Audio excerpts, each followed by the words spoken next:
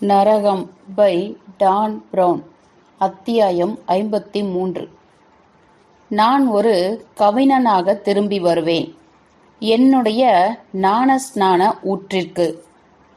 வெயா Della studio என்று அழைக்கப்படும் குறுகலான பாதை வழியில் வடக்கு நோக்கி சியானாவை அழைத்து கொண்டு செல்கையில் தாந்தேயின் வார்த்தைகள் லெங்டனின் மனதில் திரும்ப திரும்ப கேட்டுக்கொண்டிருந்தன.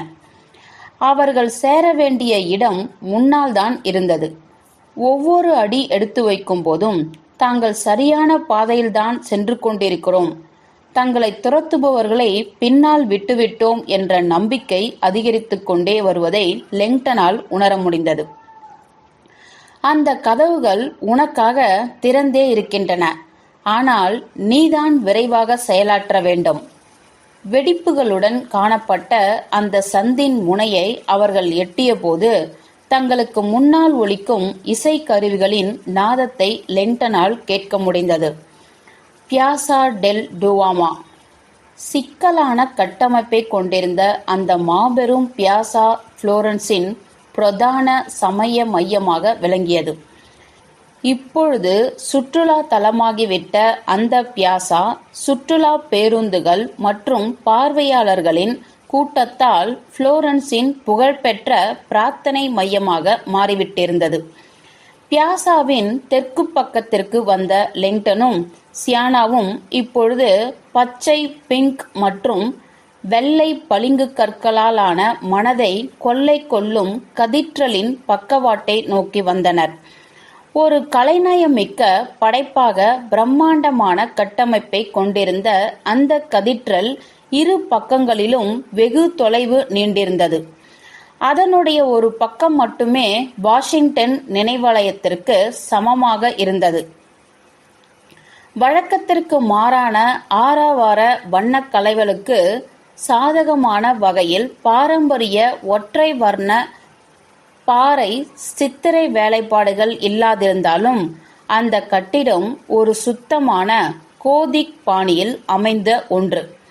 புளோரன்ஸிற்கு முதல் முறையாக வந்தபோது இந்த கட்டமைப்பு ஏறக்குறைய பகட்டாக இருப்பதாக லெங்டன் நினைத்ததையும் ஒப்புக்கொள்ளத்தான் வேண்டும். ஆனாலும் அடுத்தடுத்த வருகைகளில் இதை ஆராய்வதற்கு பல மணி நேரங்களை செலவிட்ட அவரை அதன் வழக்கத்திற்கு மாறான அழகியல் விளைவுகள் கவர்ந்தெழுத்தன. இறுதியில் அவர் அதன் பிரம்மாண்டமான அழகை பாராட்டத்தான் வேண்டியிருந்தது. இல் டுவாமா அல்லது முறைப்படி சாண்டா மரியா டெல் பியோர் என்றழைக்கப்படும் இது இக்னேஷியோ புசோனிக்கு ஒரு பட்டப்பெயரை வழங்கியதற்கும் மேலாக புளோரன்ஸிற்கு ஆன்மீக இதயத்தை வழங்கியதோடு மட்டுமல்லாமல் பல்வேறு நாடகங்களையும் சதியாலோசனைகளையும் வழங்கியிருக்கிறது. இந்த கட்டிடத்தில் விரைவாக மாறிவிடும் கடந்த காலத்தில் மிகவும் சர்ச்சைக்கு உள்ளான வேசாரியின் இறுதி தீர்ப்பு ஓவியம் குறித்த நீண்ட முரட்டுத்தனமான விவாதங்கள் முதல் அந்த கட்டிடத்தின் கவிகை மாடத்தை கட்டி முடிக்க வேண்டிய கட்டமைப்பு குறித்த கடுமையான போட்டியும் அடங்கும். இறுதியில் இதன் ஆதாயமிக்க ஒப்பந்தத்தை கைப்பற்றிய பிலிப்போ புருனெலெஸ்சி அதன் கவி மாடத்தை கட்டி முடித்தார். அந்த காலகட்டத்தில் அதுதான் மிக பெரியது. இன்று வரையிலும் தன்னுடைய மகா படைப்பை திருப்தியுடன் பார்த்தபடி பாலசோ டெய் கெனேனிஷுக்கு வெளியே அமர்ந்திருக்கும் புருனெலெஸ்சியின் சிற்பத்தை இப்பொழுதும் காண முடியும். இந்த காலையில் தன்னுடைய காலத்தில் வியத்தகு கட்டமைப்பாக விளங்கிய புகழ்பெற்ற சிவப்புக்கல் பதித்த கவிகை மாடத்தை நோக்கி தன்னுடைய கண்களை லெங்டன் வானத்தில் உயர்த்திய போது அந்த கட்டிடத்தின் குறுகலான சுற்றுலாவாசிகளால் நிரம்பியிருக்கும் படிக்கட்டுகள்தான் இதுவரை எதிர்கொண்ட தனக்கு அச்சத்தை ஏற்படுத்தும் மூடிய பகுதிகள் அளவுக்கு அது இருக்குமா என்பதை தெரிந்து கொள்வதற்காகவே அந்த கவிகை மாடத்தில் ஏறுவதென்று முட்டாள்தனமாக முடிவெடுத்த நேரத்தை நினைவுபடுத்தி பார்த்தார். ராபர்ட், என்றாள் சியானா, நீங்கள் வருகிறீர்களா? லெங்டன் அந்த கவிகை மாடத்தில் இருந்து தன் பார்வையை அகற்றி தான் செல்லும் பாதையில் இந்த கட்டிடத்தை கண்டு வியப்பதை நிறுத்த வேண்டும் என்பதை உணர்ந்தார். கொஞ்சம் மன்னிக்க வேண்டும். இந்த கட்டிடத்தின் சுற்றளவை விட்டு விலகாமல் அவர்கள் தொடர்ந்து முன்னேறி சென்றனர். இப்பொழுது அவர்கள் அந்த கதீட்ரலுக்கு வந்து சேர்ந்துவிட்டனர். தாங்கள் பார்க்க வேண்டிய இடங்களில் பட்டியலை சரிபார்த்தபடியே அதன் வெளியேறும் வழியில் சுற்றுலாவாசிகள் நிரம்பி வழிவதை லெங்டன் கவனித்தார். அவர்களுக்கு முன்னால் மணிக்கூண்டு உயர்ந்திருந்தது. அது அந்த கதீட்ரல் வளாகத்தில் இருக்கும் 3இல் 2வது கட்டிடம். ஜியோட்டோ மணிக்கூண்டு எனப்படும் அதற்கு பின்னால் தான் கதீட்ரல் அமைந்திருந்தது. பிங்க், பச்சை மற்றும் வெள்ளை நிற கற்களால் முன்பக்க அலங்காரத்துடன் இருந்த அந்த சதுக்கத்தின் ஸ்தூபி ஏறக்குறைய 300 அடிகள் உயரத்திற்கு எழும்பியிருந்தது. பூகம்பங்கள், மோசமான காலநிலை ஆகியவற்றை கடந்து தனது உச்சியில் 20,000 பவுண்டுகள் எடையுள்ள மணியை சுமந்து கொண்டு இத்தனை நூற்றாண்டுகளாக வீற்றிருக்கும் அந்த அற்புத கட்டுமானத்தை கண்டு லெங்டன் எப்பொழுதுமே வியந்திருக்கிறார். அவருக்கு அருகாமையில் சுறுசுறுப்பாக நடந்து வந்து கொண்டிருந்த சியானாவின் கண்கள் அந்த மணிக்கூண்டிற்கு அப்பால் தெரிந்த வானத்தை படபடப்புடன் ஆராய்ந்து கொண்டிருந்தது. அவள் அந்த ட்ரோன் விமானத்தை தான் தேடிக்கொண்டிருக்கிறாள் என்பது தெளிவாக தெரிந்தாலும் அது இங்கே எங்கேயும் காணப்படவில்லை. அந்த காலை நேரத்தில் கூட கூட்டம் கணிசமான அளவுக்கு அடர்த்தியாக இருந்தது. அதன் அடர்த்தியில் மறைந்திருப்பது கூட நல்லதுதான் என்று லெங்டன் நினைத்தார். அவர்கள் அந்த மணிக்கூண்டை அடைந்தவுடன் சுற்றுலாவாசிகளை கார்ட்டூன்களாக வரைந்து கொண்டிருக்கும் ஓவியர்களை கடந்தனர். அங்கே ஒரு பையன் ஸ்கேட் போர்டில் விளையாடிக் கொண்டிருந்தான். தேனிலவுக்கு வந்த ஜோடி ஒற்றை கொம்பு குதிரையை முத்தமிட்டுக் கொண்டிருந்தது.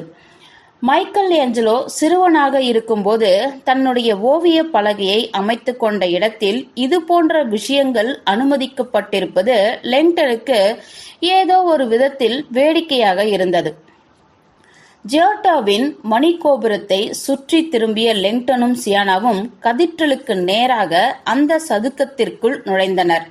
அங்கே இருந்து கூட்டம் இன்னும் நெருக்கமாக இருந்தது. உலகம் முழுவதிலுமா இருந்து வந்திருந்த சுற்றுலாவாசிகள் அத்தன் வண்ணமயமான முக்கிய நுழைவாயிலை நோக்கி கேமராவும் போன்களையும் வீடியோ கேமராக்களையும் குறிவைத்தனர். வெறுமனே உற்று பார்த்த லெங்டன் தன்னுடைய பார்வையை கண்ணுக்கு தெரிய தொடங்கிய சிறிய கட்டிடத்தின் மீது ஏற்கனவே பதித்துவிட்டார். கதீட்ரலின் முன்பக்க நுழைவாயிலுக்கு நேர் எதிரே அந்த கதீட்ரல் வளாகத்தில் அமைந்திருக்கும் 3வதும் இறுதியுமான கட்டிடம் காணப்பட்டது. அதுவும் கூட லெங்டனின் விருப்பத்திற்குரிய ஒன்றுதான். அது சான் ஜோவானி ஞானஸ்நானம். ஒரே விதமான பலவண்ண முன்பக்க கற்களால் அலங்கரிக்கப்பட்டிருக்கும் அந்த ஞானஸ்நானம் மண்டபம் தன்னுடைய வசீகரமான எண்கர வடிவத்தினால் பெரிய கட்டிடத்திலிருந்து தனித்து காணப்பட்டது. அந்த 8 பக்க கட்டுமானமும் மேலிடனான வெண்ணிற கூரைக்கு மேலேறி செல்லும் 3 பிரத்யேக அடுக்குகளை கொண்டிருந்தது. அந்த எண்ணகரமானது அழகியலுடன் எந்த வகையிலும் சம்பந்தப்படவில்லை என்றாலும் குறியீட்டலுடன் எல்லா வகையிலும் சம்பந்தப்பட்டிருப்பது லெங்டனுக்கு தெரியும். கிறிஸ்துவத்தில் 8ஆம் எண் என்பது மறுபிறப்பையும் மறுபடைப்பையும் குறிக்கிறது.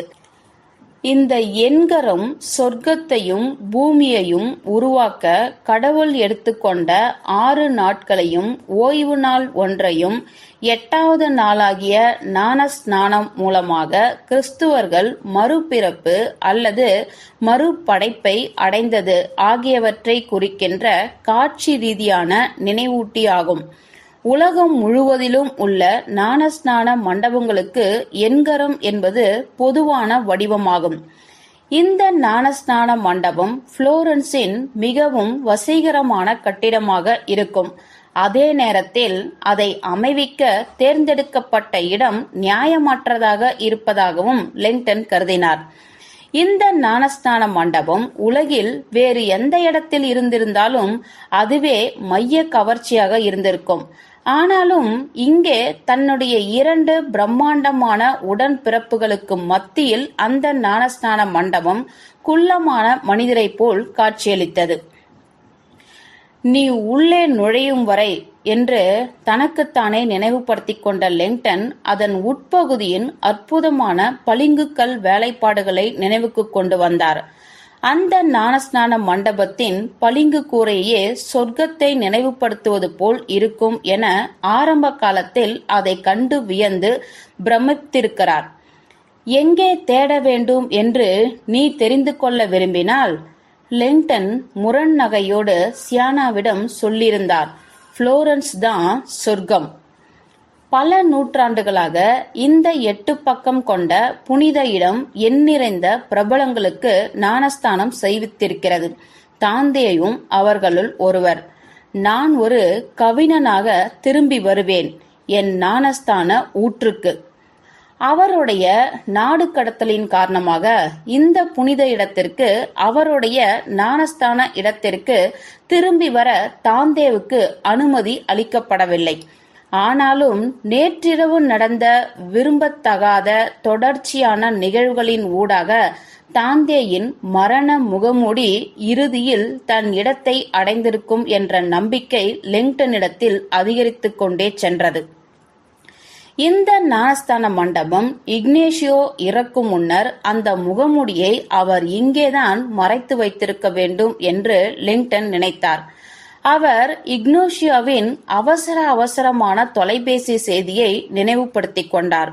ஒரு சில்லிட்ட தருணத்தில் தன்னுடைய மார்பை பிடித்துக்கொண்டு அந்த பருத்த மனிதர் தடுமாறியபடியே பியாசாவிற்குள் சென்று முகமூடியை கவனமாக மறைத்து வைத்துவிட்டு தனது இறுதி தொலைபேசி அழைப்பை மேற்கொண்டிருப்பதை லெங்டன் மனக்கண்ணில் கண்டார்.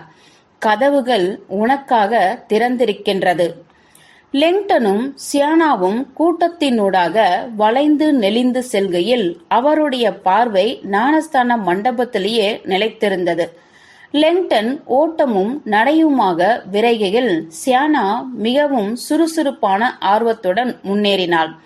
தொலைவில் இருந்து கூட அந்த ஞானஸ்தான மண்டபத்தின் பிரம்மாண்டமான மைய கதவுகள் சூரிய ஒளியில் பிரகாசிப்பதை அவரால் பார்க்க முடிந்தது.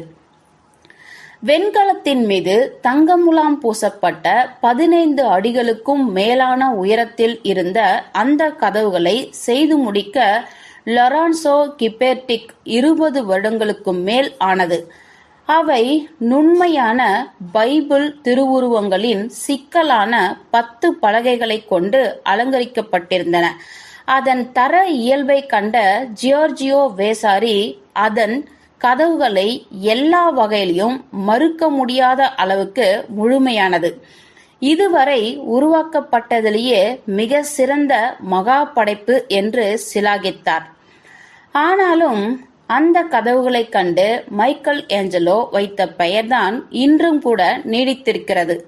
அவற்றை மிக அழகானவை என்று வர்ணித்த மைக்கேல் ஏஞ்சலோ அவற்றை சொர்க்கத்தின் கதவுகளாகத்தான் பயன்படுத்த வேண்டும் என்று அறிவித்தார். நரகம் பை டான் பிரவுன். அத்தியாயம் 54. வெண்கலத்தினால் ஆன பைபிள் என்று நினைத்து கொண்ட லெங்டன் தனக்கு முன்பாக இருந்த அழகான கதவுகளைக் கண்டு வியந்தார். கிபெர்டியின் பளபளக்கும் சொர்க்கத்தின் கதவுகள் 10 சதுர பலகைகளை கொண்டதாக இருந்தது. அவை ஒவ்வொன்றும் பழைய ஏற்பாட்டை சேர்ந்த முக்கிய காட்சிகளை சித்தரித்தன. ஈடன் தோட்டம் முதலாக மோசஸ் முதல் சாலமன் அரசனின் கோயில் வரை கிபெர்டியின் செதுக்கப்பட்ட விவரணையானது 2 செங்குத்தான தூண்களிலும் ஒவ்வொன்றிலும் 5 பலகைகள் கொண்ட விகிதத்தில் விரிந்திருந்தன. தனித்தனி காட்சிகளின் அற்புத வரிசையானது கடந்த நூற்றாண்டுகளின் கலைஞர்கள் மற்றும் கலை வரலாற்று ஆசிரியர்களிடையே பிரபலமாதலின் போட்டி குறித்த விஷயமாக ஏதோ ஒரு வகையில் உருவெடுத்திருக்கிறது. அதில் பொட்டிசெலி முதல் நவீன விமர்சகர்கள் வரை அற்புதமான பலகைகள் குறித்த தங்களுடைய முன்னுரிமைகளுக்காக வாதிட்டிருப்பதும் அடங்கும். இதில் இத்தனை நூற்றாண்டுகளின் பொது கருத்தின் அடிப்படையில் வெற்றி பெற்றவர் ஜேக்கப் மற்றும் இசாவ். இடது பக்க சுவற்றின் மைய பலகையில் இருப்பவை வியப்படைய வைக்கும் பல்வேறு விதமான கலை நுணுக்க முறைகள் அதை உருவாக்க பயன்படுத்தப்பட்டிருக்கின்றன. ஆனாலும் அந்த பலகையின் ஆளுகைக்கான காரணம் கிபர்டி தன்னுடைய பெயரை பொறித்து கொள்ளும் வகையில் அதை தேர்வு செய்ததுதானோ என்று லெங்டன் சந்தேகப்பட்டார். சில வருடங்களுக்கு முன்னர் இக்னேஷியோ புசோனி இந்த கதவுகளை லெங்டனிடம் பெருமையுடன் காட்டியிருக்கிறார். அரை மில்லினியம் காலகட்டத்தில் வெள்ளங்கள், சூறையாடல்கள் மற்றும் காற்று மாசுபாட்டிற்கு பிறகே இந்த பளபளப்பான கதவுகள் இதன் துல்லியமான மாற்று பிரதிகளால் பதிலீடு செய்யப்பட்டிருக்கின்றன என்பதை வெட்கத்துடன் ஒப்புக்கொண்டுதான் ஆக வேண்டும். அதன் அசல் படைப்பு தற்போது மியூசியோ டெல் ஒபோரா டெல் டுவோமோவிற்குள் மறுசீரமைப்பிற்காக பாதுகாப்பாக வைக்கப்பட்டுள்ளன. தாங்கள் போலிகளை கண்டு வியக்கிறோம் என்றும் அது உண்மையில் தான் எதிர்கொண்டதிலேயே போலி கிபெர்டி கதவுகளின் இரண்டாவது ஜோடி என்பதையும் புசோனியிடம் சொல்வதில் இருந்து லெங்டன் தன்னைத்தானே தடுத்து கொண்டார். முதல் ஜோடி கதவுகள் ஒரு விபத்தினால் தனியாக எடுத்து வைக்கப்பட்டுவிட்டன. கிரேஸ் கதீட்ரலின் புதிர் பாதைகளை ஆராய்ந்து கிபெர்டியின் சொர்க்கத்தின் கதவுகளுடைய மறுபதிப்புகள் மத்திய கால 20ஆம் நூற்றாண்டிலிருந்து இந்த கதீட்ரலின் முன் கதவுகளாக இருந்து வருவதை கண்டுபிடித்த போதுதான் அவர் அதையும் தெரிந்து கொண்டார். லெங்டன் கிபெர்டியின் மகா படைப்பின் முன்பாக நின்று கொண்டிருக்கையில் அவருக்கு அருகாமையில் அமைக்கப்பட்டிருந்த தகவல் பலகை அவர் கவனத்தை ஈர்த்தது. அதில் இருந்த எளிய இத்தாலிய சொற்றொடர் அவரை துணுக்குற செய்தது. லா பெஸ்டே நேரா, அதன் அர்த்தம் பிளாக் டெத். கடவுளே, நான் திரும்பிய பக்கமெல்லாம் இது இருக்கிறதே என்று லெங்டன் நினைத்து கொண்டார். அந்த அறிவிப்பு பலகை சொல்லுவது போல் இந்த கதவுகள் கடவுளுக்கான அர்ப்பணிப்பாக நிறுவப்பட்டவை. ஏதோ ஒரு வகையில் அந்த கொள்ளை நோயிலிருந்து தப்பி பிழைத்தமைக்காக கடவுளுக்கு புளோரன்ஸ் செலுத்திய நன்றி கடன்தான் அது. சொர்க்கத்தின் கதவுகளிலிருந்து லெங்டன் தன் பார்வையை வலுக்கட்டாயமாக திருப்பிக் கொண்டபோது அவருடைய மனதில் இக்னேஷியாவின் வார்த்தைகள் மீண்டும் எதிரொலித்தன. அந்த கதவுகள் உனக்காக திறந்தே இருக்கின்றன, நீதான் விரைந்து செயலாற்ற வேண்டும். இக்னேஷியோ உறுதியளித்திருக்கிறார் என்றாலும் சொர்க்கத்தின் கதவுகள் நிச்சயம் பூட்டிதான் இருந்தன. சில அரிதான மதர்சார் பண்டிகைகளை தவிர அவை எப்பொழுதுமே பூட்டிதான் இருக்கும். வழக்கமாக சுற்றுலாவாசிகள் வடக்கு பக்கம் இருக்கும் வேறு வகையான முனையில் இருந்துதான் இந்த ஞானஸ்தான தலத்திற்கு வருவார்கள். அவருக்கு அருகாமையில் கால்விரல் நுனியில் நின்று கொண்டிருந்த சியானா அந்த கூட்டத்தை சுற்றி பார்க்க முயற்சித்துக் கொண்டிருந்தாள். கதவு பிடிகள் எதுவும் இல்லை என்றாள் அவள். சாவி துவாரங்களும் இல்லை, ஒன்றுமே இல்லை. உண்மைதான் என்று நினைத்து கொண்ட லெங்டன், கிபெர்டி தன்னுடைய மகா படைப்பை கதவு பிடிகள் போன்ற சாதாரண விஷயங்களால் நாசமாக்கிவிடக் கூடாது என்று நினைத்திருப்பார். அந்த கதவு உள்பக்கமாக திறக்கும், உள்ளிருந்துதான் பூட்ட முடியும். ஒரு கணம் யோசித்து பார்த்த சியானா விரல்களால் தன் உதடுகளை மூடிக்கொண்டாள். அப்படியென்றால் இங்கிருந்து இந்த கதவு பூட்டியிருக்கிறது இல்லையா என்று யாருக்கும் தெரியாது. லெங்டன் ஆமோதித்தார். இக்னேஷியோவும் நிச்சயம் அப்படித்தான் நினைத்திருப்பார் என்று நம்புகிறேன். தனக்கு வலது பக்கமாக 2 அடிகள் நடந்து சென்ற அவர் வடக்கு பக்கத்தில் சற்று தொலைவில் இருந்த அவ்வளவாக அலங்காரமற்ற சுற்றுலா பயணிகளின் நுழைவாயில் கதவுகளை உற்று பார்த்தார். அங்கே சலிப்புற்று காணப்பட்ட வழிகாட்டி சிகரெட் புகைத்தபடியே அபேர்ச்சுரா 1300 1700 என்று குறிப்பிடப்பட்ட நுழைவாயிலை சுற்றுலாவாசிகளுக்கு காட்டிக் கொண்டிருந்தார். அது சில மணி நேரங்களாக திறக்கப்படவில்லை என்று நினைத்து கொண்ட லெங்டன் சந்தோஷப்பட்டார். அதனால் உள்ளே இன்னும் யாரும் வரவில்லை. எதேச்சியாக அவர் தன்னுடைய கை கடிகாரத்தை பார்த்தார். அந்த மிக்கி மவுஸ் தொலைந்து போனது மீண்டும் அவர் ஞாபகத்திற்கு வந்தது. அவர் மீண்டும் சியானாவை நோக்கி திரும்பிய போது கிபெர்டியின் மகா படைப்பை நெருங்கிவிடாமல் இருக்கும் வகையில் சுற்றுலாவாசிகளை தடுத்து நிறுத்த சொர்க்கத்தின் கதவுகளுக்கு சில அடிகளுக்கு முன்பாக போடப்பட்டிருந்த இரும்பு வேலியின் வழியாக புகைப்படம் எடுத்துக்கொண்டிருந்த ஒரு சுற்றுலா குழுவுடன் அவள் சேர்ந்திருந்தாள். அந்த பாதுகாப்பு கதவு கருப்பு நிற உருக்கு இரும்பினால் செய்யப்பட்டிருந்தது. அதன் மேல் பகுதியில் இருக்கும் சூரிய கதிர் போன்ற கூர்முனையில் தங்க நிற வர்ணம் பூசப்பட்டிருந்தது.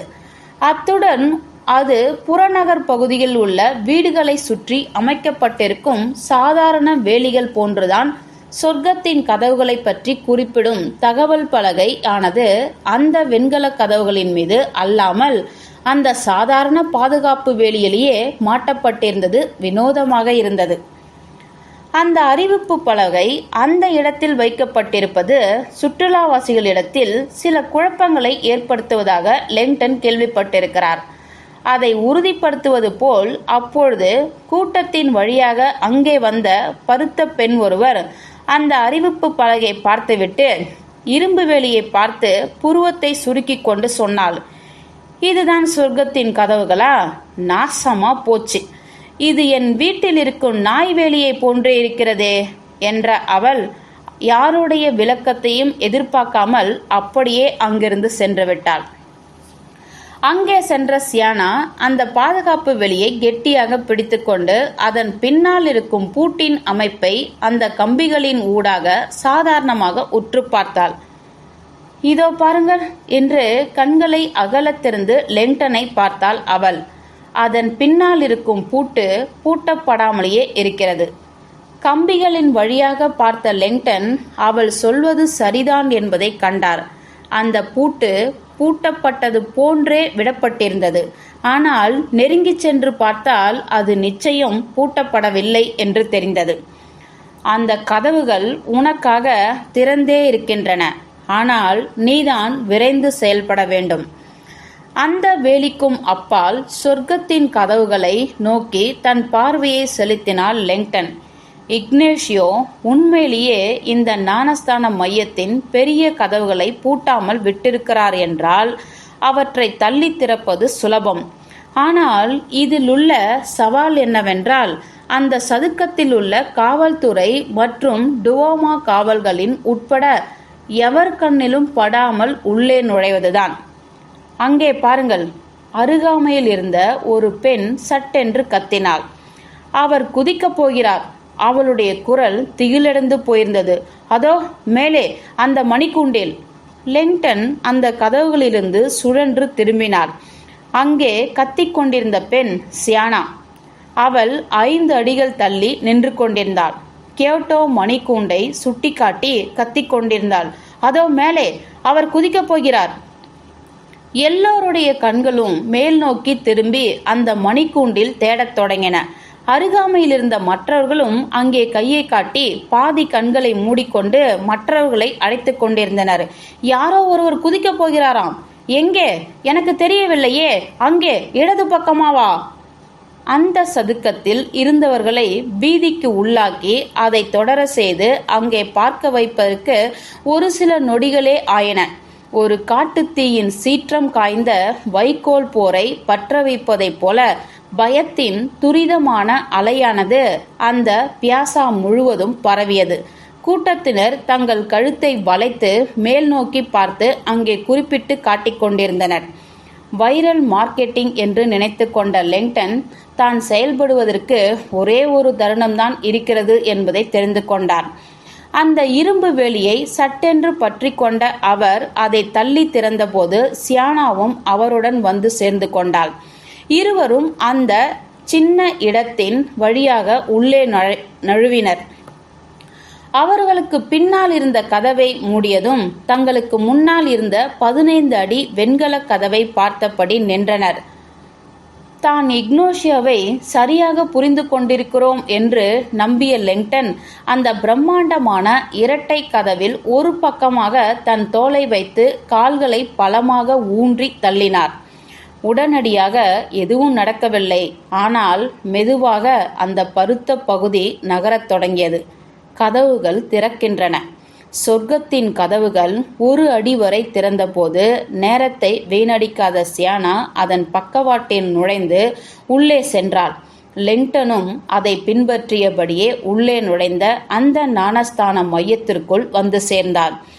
இருவரும் ஒன்றாக சேர்ந்து கதவை எதிர் திசையில் தள்ளி அந்த பெரிய நுழைவாயிலை வேகமாக மூடியபோது தட் என்ற சத்தம் கேட்டது. உடனடியாக வெளியே இருந்து கேட்ட இரைச்சலும் குழப்பமும் நின்று அந்த இடம் அமைதியானது. தங்களுடைய காலடியில் ஒரு நீளமான மரத்துண்டு இருப்பதை சியானா சுட்டிக்காட்டினாள்.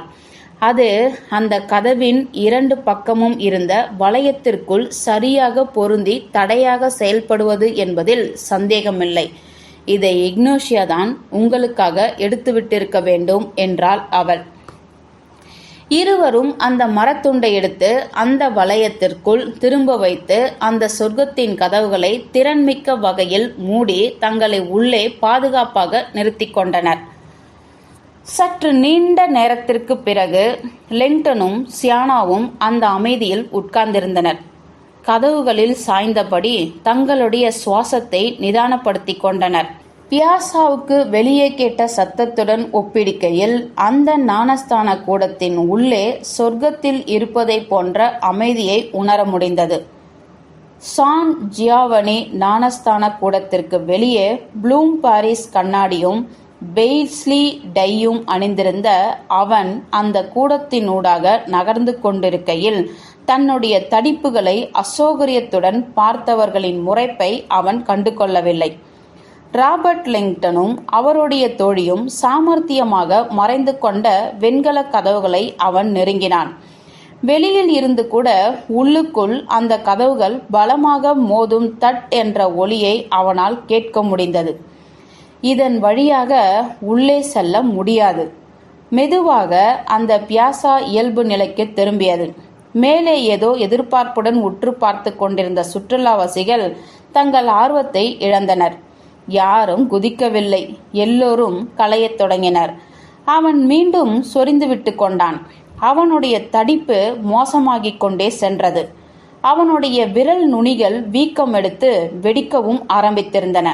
சொரிந்து கொண்டே இருப்பதை நிறுத்த அவன் தன் கைகளை சட்டைப்பையில் விட்டு கொண்டான். மற்றொரு வழியை தேடி அந்த 8 பக்கங்கள் கொண்ட பகுதியை வட்டமிட்டு கொண்டிருக்கையில் அவன் மார்பு பலமாக அடித்து கொண்டது. ஒரு முனையை சுற்றி வருவதற்குள்ளாகவே அவன் தொண்டைக்குழியில் அரிப்பெடுத்த போது மீண்டும் சொரிய வேண்டும் என்பதை உணர்ந்தான்.